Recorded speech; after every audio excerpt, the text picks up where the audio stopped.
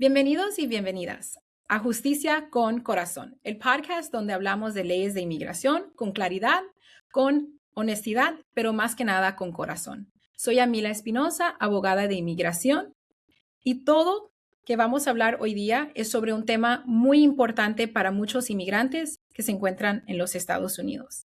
Es una cuestión de vida o muerte. Y hoy vamos a contar una historia que se empieza hace más de 80 años. Empezó en un barco.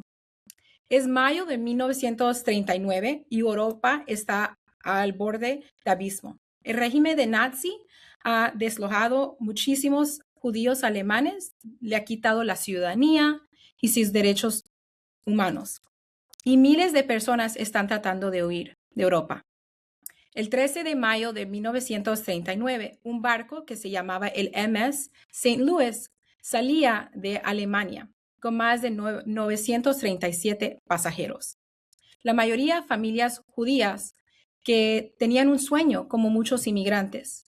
Ellos tenían sus documentos en orden con visas para llegar a Cuba y a empezar su nueva vida. Al llegar a Cuba le negaron la entrada. Pero el capitán no se negó. Él siguió hacia los Estados Unidos.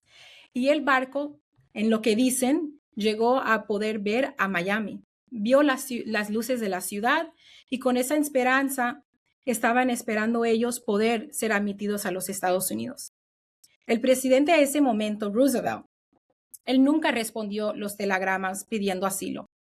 En ese momento, el Departamento de Estado dejó claro que bajo la ley de los Estados Unidos no había manera para ellos permitir que entrarían. Ese barco se regresó a Europa y de los 937 pasajeros, más de 250 murieron en el Holocausto. Esta historia se conoce como el viaje de los condenados. Es sumamente triste, pero es la historia que explica más que nada cómo es que existe el asilo de hoy día. Porque en ese entonces no había una ley, no había un trato, no habían derechos que podían ayudar como ayuda a muchos inmigrantes hoy día. En 1948 se firmó y adoptó la Declaración Universal del Derecho de Humanos, que decía que aquellas personas que buscaban asilo tenían ese derecho. En la Convención de Ginebra definió que hay ciertas personas que pueden solicitar asilo y son aquellos que tienen temor de regresar o piensan que van a ser o han sido perseguidos en su país por su raza, su religión, su nacionalidad, su pertenencia a un grupo social en particular o debido a su opinión política. Y hoy día son las mismas palabras que usamos, es exactamente lo que se usa hoy día, 64 años después, para definir asilo. Aquí en los Estados Unidos no fue hasta el 1980 en el acto Refugee Act que incorporó esa definición y que explicó cómo es que alguien podía solicitar asilo en los Estados Unidos. Y todavía sigue hoy día, pero llega el 11 de septiembre del 2001, un día que muchos, en particular aquellos que vivían en los Estados Unidos en ese momento, entiendan que cambió mucho cómo vivía y vive los ciudadanos americanos aquí. 19 secuestradores, 4 aviones y casi 3,000 muertos. El gobierno en su investigación después del 9/11 determinó que los secuestradores habían usado licencias de conducir irregular y determinaron que tenían que hacer cambios en los gobiernos y en los Estados Unidos. El gobierno tenía que hacer cambios en cómo el gobierno otorgaba licencias de conducir y para aquellas personas que eran inmigrantes y querían solicitar remedios aquí en los Estados Unidos, se cambió muchísimo el proceso porque se creó en el 2002 el Departamento de Seguridad Nacional, que antes era el INS. Más que nada, enfocándonos hoy cómo eso cambió la ley de inmigración es a través del Real ID Act, que muchos hoy día lo saben debido a las licencias de conducir. Si saben, necesitan una estrellita arriba para poder manejar y conducir en los Estados Unidos. Se necesita la estrellita más que nada para viajar. Si usted quiere viajar con solamente licencia de conducir, necesita esa estrellita. Para asilo, lo que más afectó es hacerlo más difícil, qué es lo que uno tiene que presentar ante un juez para poder obtener asilo. Me acompaña ahora mi asistente y copresentadora de Justicia con Corazón, Saraí. Saraí, ella sabe las preguntas que debe de hacer y más que nada ella sabe nuestra comunidad y qué tipo de preguntas tiene nuestra comunidad. Saraí, bienvenida. Hola, abogada Yamila, muchísimas gracias por darme la oportunidad de estar acá con ustedes el día de hoy. Primero quiero dejarles saber que yo no soy abogada, soy simplemente parte de esta comunidad. Trabajo todos los días en esto y aún así tengo muchísimas preguntas y sé que probablemente ustedes también las tengan, pero a veces nos da un poco de pena realizar esa pregunta. Entonces, abogada, estamos listas, ¿ok? Con lo que acaba de explicar usted en este preciso momento, hoy en 2025, 2026, ¿qué tan accesible es realmente el asilo? Aún todavía el asilo es accesible. Aún las personas pueden ser otorgado asilo, aunque ahora sí se ha puesto más difícil. Los tiempos de espera están mucho más largos. Los estándares, lo que requiere la corte ver o UCIS ver para un caso de asilo es más estricto y claramente sabemos que el clima político se ha puesto mucho más difícil.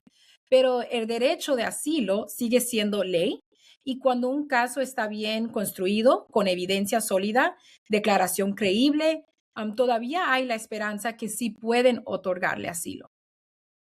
Ok, perfecto.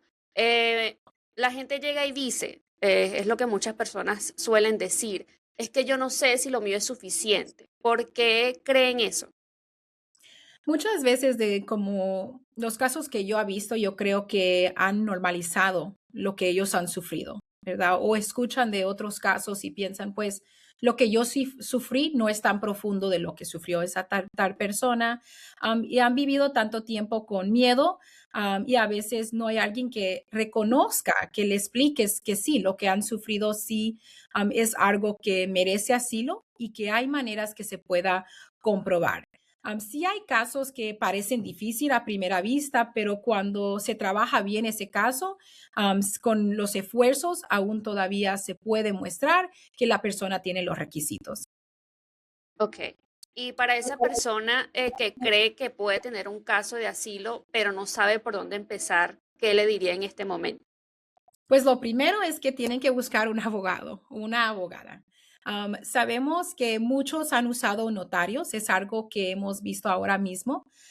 El porcentaje de personas que están solicitando asilo en estos momentos ha bajado debido a que, honestamente, la frontera está casi cerrada.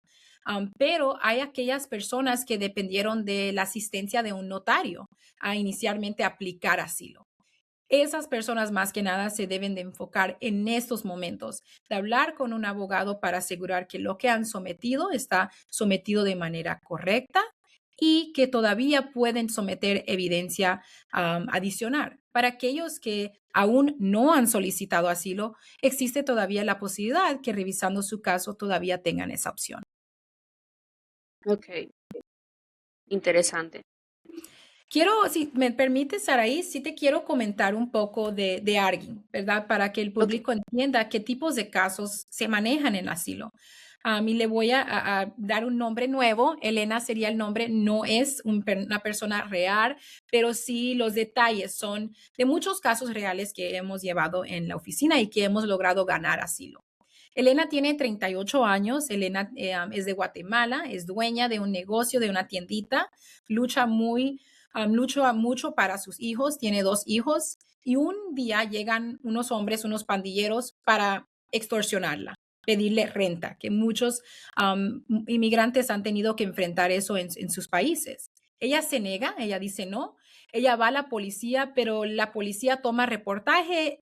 Lo que ella indica es que no hacen nada en su caso en realidad, porque piensa ella que están involucrados ellos mismos en las pandillas. 2 semanas después, su hijo, un adolescente, está en la calle jugando, llegan los pandilleros, lo atacan y le dicen a él, dile a tu mamá que esto es solo el comienzo. Ella cierra su negocio, coge sus hijos y con el poco dinero que le prestan, ella sale hacia el norte. Ella es alguien que sí calificó para asilo. Ok, ok, ok.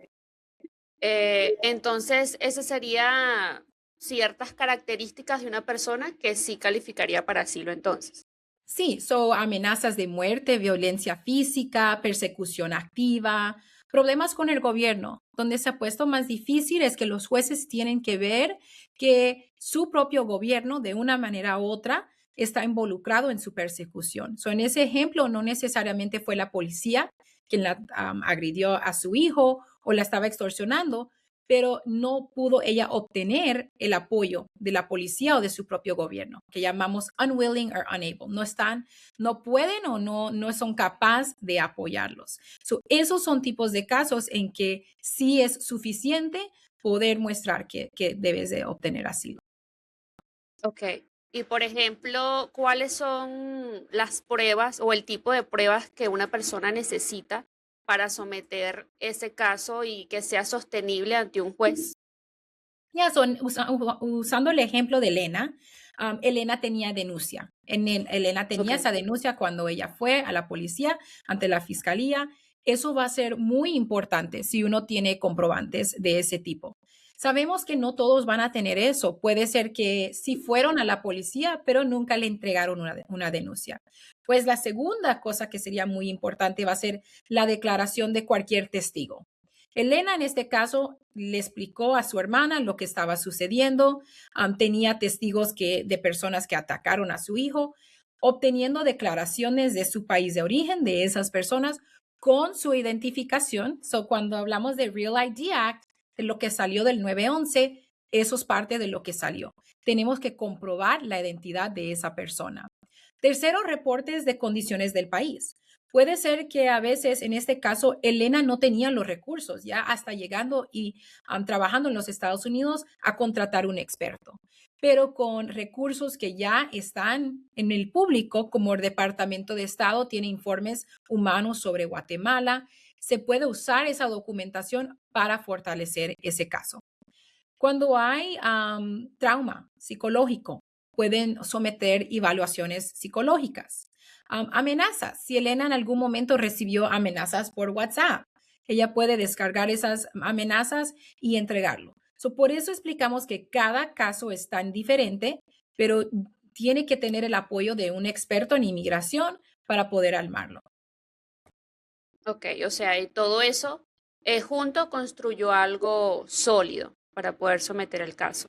Exactamente. Todo eso construyó su caso, testificó ella de manera creíble, y hoy, gracias a Dios, ella sí tiene asilo, ganó asilo y después de obtener asilo, después de un año, se puede aplicar a la residencia. Eso sí es un remedio, pues, a lo largo que salva vidas porque ella no se tiene que quedar aquí temporalmente, pero es algo permanente. Ella hoy día trabaja, tiene sus hijos y ha construido su nueva vida aquí, su sueño americano. Ok. Bueno, me pareció súper interesante todo lo que estuvimos hablando el día de hoy, el cómo se construyó lo que es hoy el asilo a través de todas esas tragedias que ocurrieron anteriormente. Em, Me parece muy importante también la historia de Elena, porque sé que de pronto hay muchas personas que dicen, ok, a mí me pasó esto, pero no estoy 100% segura o seguro de que eso pueda calificar para un asilo.